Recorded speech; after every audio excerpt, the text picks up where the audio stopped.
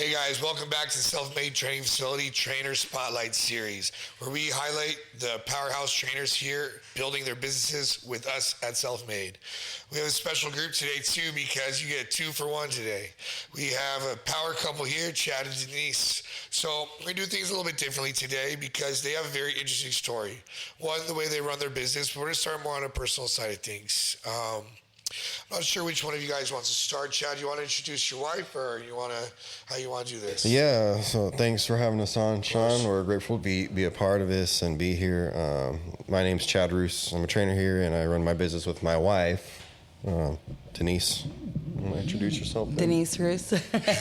Yeah, and so we've been in business now for, it's almost 6 months now. Right. When Self-Made opened in June, but we've been trainers since earlier in the year, since January. Right. So we were for corporate gym. We opened our business here when Self-Made opened in June. They did a fast transition, and while a very difficult swing for most corporate gym trainers to do, they've literally, I see them in here sometimes like before I get here, like 4 in the morning. Yeah. They're here sometimes after I leave. These guys grind. And that's one thing that we can't teach. We can show you, give you all the tools, and we can give you the systems, the CRMs. We can help you with marketing and stuff. But the innate ability and the want to build your business is something that they have to have within them. And that's what makes them a great couple, to stay dedicated to each other, but also to their clients. You can see a very personal level that they have with their training, the smiles on their clients' faces, the results that they posted. I saw one of their guys, he's down like 30, 40 pounds already in the first couple of months. It's been great. But a little segue off that, on a personal side, Denise, you have a story for us. Yeah, and you have a personal story for us. And it's going to lead into how amazing your husband is at the end, which we know already, right? But let's talk a little bit about you.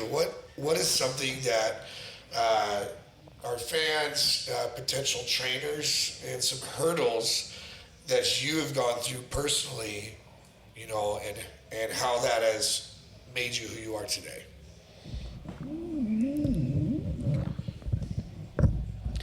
I went through depression, alcoholism, anxiety, and then I got diagnosed with a brain tumor. And I didn't know I was going to get emotional. It's all right. What year was that? Just last year. Just last year. And so that must have been really rough. I remember when I first met you, when you guys were here interviewing, we were actually here talking about starting the peptide company and everything, and I'd seen you guys, and I think I saw you like UFC or another gym later in the week. And it's kind of funny running to you guys. We just had like concrete out. We didn't have any machines or anything like that. Yeah.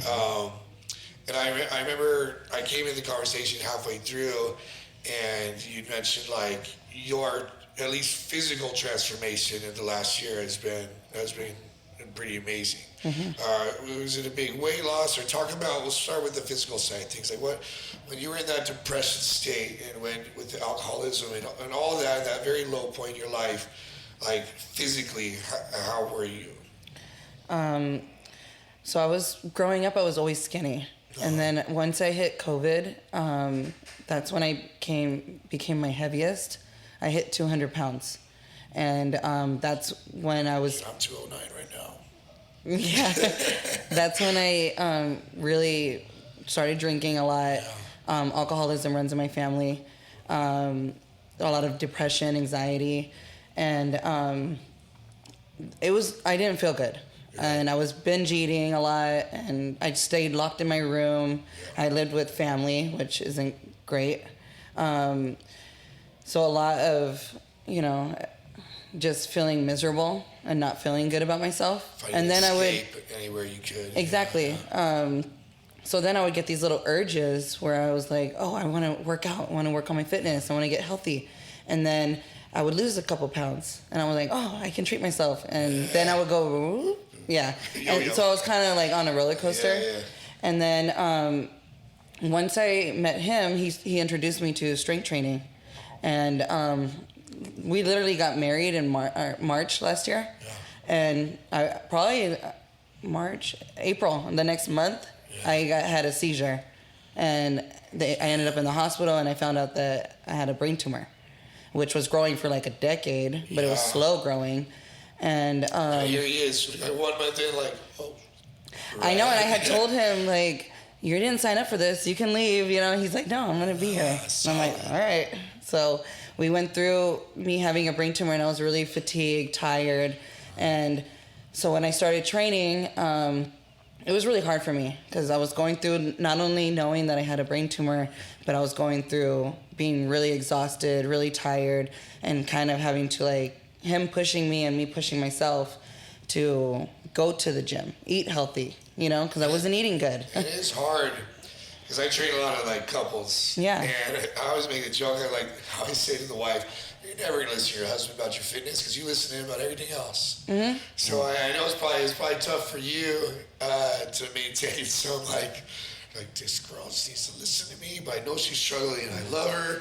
Mm-hmm. But it's almost like I ask with my girlfriend sometimes, I say, like, do you want the trainer answer to this or do you want your boyfriend's answer to this, right? Because as a husband too, you're like, hey, what's best for you, and especially in the state that you're in with your health concerns, isn't going to be easy, right? Yeah. It's not going to feel easy for you. It's going to be physically demanding. But then on the other side too, he has a heart and he loves you and he wants you to, like, he wish you could take that pain, you know? Yeah. So what's something that surprised you with your husband during that whole time? That he stayed. Yes, number one. Yeah, because anyone would leave, you know, Right, especially 1 month in, like you would leave, right? But him staying and him showing how much he loves me. Yeah. That was like a big shock. Yeah. Yeah, and so she, I mean, anyone who goes through something like this can easily spiral downward out of control, Oh, sure. right? And just let the issue take over and fall back into depression. But what's really inspiring about her is that she didn't let it stop her. And Right, it's not a definition. yeah. So she was scheduled to have a brain surgery to have the tumor removed last November, right? So she had made a promise to herself that if she could make it through surgery, make it through the tumor, that she was going to dedicate herself 100% to the gym, to her health and fitness, and to her lifestyle. And she went through the brain surgery, and she came out of it okay, the recovery process and everything. She lost her speech for about a month, right? So she couldn't talk. Yeah, that was hard for me because I am a talker. So I was like, not getting words out was so hard, and it was scary. Even though my doctor told me that's normal, and I'm like, It's not normal. Yeah. No. It's not normal. Exactly. Yeah. And Was it you could think it, but yes, it and I was wasn't. not getting the words out was so frustrating. Wow. Yeah. But Yeah, she That was made a it. year. That was a year ago. actually, Yeah. it'll be a year, November 5th. Okay. It's like, Oh, wait. Yeah. Tomorrow. happy anniversary. Yeah. Yeah. Yeah, that's crazy. So after this beachless month, he's like, yeah, the only time she's ever been quiet. I know. He better enjoy it when it lasts. Then you had you went through Thanksgiving, you went through Christmas. I know you said there's some family issues that maybe worse than others. What was that like over the holidays with the family and everything?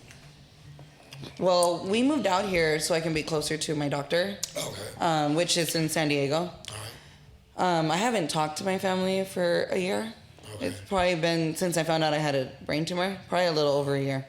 My immediate family, my parents, my brothers. So the holidays is just us, you know? And It's just people that show up, and they're the people that matter. yeah. And there's just like a little selective family that is still in the desert where we're from. And we'll go out there for the holidays or whatever. But yeah, we're out here by ourselves. So came New Year's, and then you guys started training at a corporate facility, and obviously you're still like 2 months, 3 months post-op, and probably still regaining speech and motor activity and everything is probably. So now, fast forward where we are today, basically 364 days later, right? How do you feel compared to leading up to that surgery? I feel the best I've ever felt. Hell yeah. I'm still on medication because this type of tumor, the medication I'm on it keeps it from growing, but it doesn't get rid of it. and then I still have to be on anti-seizure medication.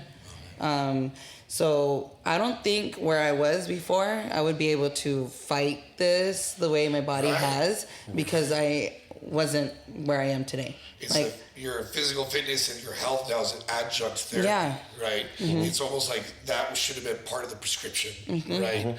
And you see people that are severely overweight, morbidly obese, blood sugar issues, and then they go through a surgery like this and they don't have that same answer that you had. Yeah. Because they didn't take the time, and it was probably crazy hard. It was probably the hardest thing you probably have to go through, which is nice looking back in the rearview mirror and being like, damn, I got a bright ass life ahead of me. Yeah, it's got to be a beautiful thing. So then, after you guys went and were corporate gym, you came here. I remember meeting you guys, and then you decided to bring your business here. And it's a rough transition. It's a big financial commitment. So once you transition here, what do you think about self-made versus corporate gyms? Well, I think it's great. We had known about self-made because we came from Palm Springs. All right. So we were familiar with the facility out there, knew some people that trained out there, had been to the facility and trained. And so we were familiar with the brand, and the brand was always just, it was very attractive to me. Well established, it's like, even out there in Palm Springs, it's like, that's the place to be. Yeah. If you're a trainer, you want to be there. You don't want to be at the corporate gym. So I kind of knew the whole idea behind it. And but I wasn't a trainer at the time. You mentioned how we moved out here. Everything just kind of fell perfectly into place for us, it seemed like. Like, we moved out here because I was a school teacher for a short time. I was too. Yeah. Oh, really? I was a math teacher for 3 years. Okay, math. What I was in Abu Dhabi. I worked for an oil company and I taught out there. Yeah. Oh, damn. So I taught them how to build bombs and stuff. Hey, that's a cool experience. Yeah. That's better than his. He was a middle school sped teacher. Oh, really? Hey, dude. I don't know. It's probably the exact same thing as teaching out in Abu Dhabi, because there's some real wild ones out there. Yeah.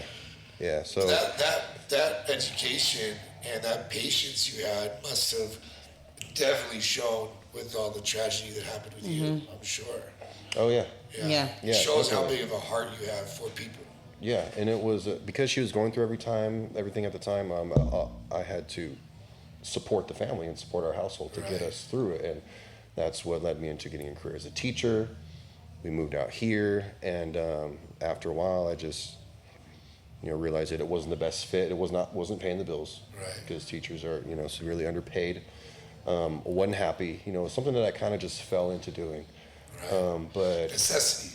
Yeah, but it was kind of, like I said, perfect timing, because we moved out here. She had her surgery, but then the new corporate gym in Lake Elsinore, EOS, opened up. Right, it was close to where I worked at. So it's like, after it wasn't working out, I just decided I'm going to make the transition and do what I love doing, what I have knowledge at and what I'm good at, and I'm going to go make a career change and be a trainer. And like I said, perfect timing, because when it opened last December, that was the perfect amount of time to build clientele. Yeah, when we went down, when we were out of the gym for 6 months, that was a good time for you to build clientele. And it's a brand new gym. It's a 60,000 square foot facility, so there was a lot of business in there. And so it allowed me to build clientele. And then we were in contact with Gabe David, when this facility was in the process of being opened up. And we kind of got connected through the guys we knew in Palm Springs. And knew it was opening up, and I was like, okay, this is perfect, because I know I don't want to be with the corporate gym forever. It's not sustainable, And at the same time, when she was recovering from her surgery, she was working at EOS at another location in Winchester. They wouldn't let us train at the same facility because we're married. Yeah. Right. So it's kind of like a little bit of conflict there. Yeah. So it allowed us to build our business with just the right amount of time before Self-Made opened up in June, and then we took the leap of faith. We made the transition. It was scary, but I'm like, what, this is worth it, and we know that this is what we got to do. If you could give like a word of advice to potential trainers that are in that situation, not the health situation, but as far as the do we jump, what would you give as an advice to corporate trainers? You know what? For me, I really feel like I just kind of got lucky because I was able to have a lot of success at the corporate gym because of my knowledge and background and experience. Right. I mean, I've been training my whole life for 17 years. I was an athlete. Yeah, but that's built luck. You built that luck. That wasn't just something that hands you. You had Right. to put in the effort for that, you know? Right, but I wasn't planning on becoming a trainer until earlier in the year. So it's like when I became a trainer, it's like I was finally able to put all my knowledge to use. It was a passion that you turned. Yeah, and that's what made me take that leap was like, I know what I'm doing when it comes to this, and I'm going to apply this knowledge. But because of the knowledge and background that I had, it allowed me to have a lot of success really quick. Right. Compared to the other trainers that I saw there, they were just starting out, fresh out of high school, fresh out this personal training certification. That would be my advice is like the knowledge and the experience, it takes time. Never stop learning, right? It has to be built, and I think you have to have a passion for it. Oh, yeah. As I definitely did. And you can tell, like I said, you have a heart. You have a heart for those kids. You have a heart for your wife. You have a heart for your clients. And we're going to talk about your clients in a second. Yeah. But I always say to be a good trainer, to be a trainer, you need one of three things. You need to be good at sales, or good with the human body, and be good with people in general, right? If you're one of those things, you belong at a corporate gym. And, you can have all the passion in the world with no business mindset and suck at sales, okay? Stay at your corporate gym. But if you have at least two of those things, we can help you develop the third and the ones that you aren't as good at. So to be a trainer that's highly successful, that can support his family, that can support an ailing wife, that can support, a move out of 2 hours away to a brand new location to be by a doctor for his wife. He had to be good with sales, good with people, and good with the human body. So if you're a trainer out there that's looking for a place that'll help you develop those skills, that is one thing that we do offer here with our mentorship programs. But the one thing we can't give you is that fire and that passion. And so that you got to come pre-installed with that shit. So that's something that you do have. Yeah, exactly. And in addition to that, going right along with what you said, you have to be all in.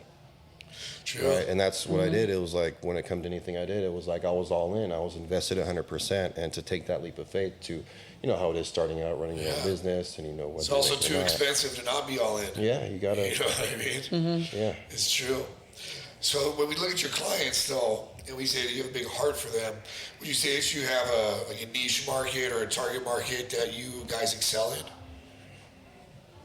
Is there any client, we call it a client avatar, or anything that maybe you enjoy that is like, hey, this is my favorite type of client? You know what? When we were at the corporate gym, we got to work with all types of people. Yeah. Right? All type of clients. They just kind of throw you, it's like everything they have. Yeah. Well, they know you're good. Yeah. They did the same with me at EOS back in the day.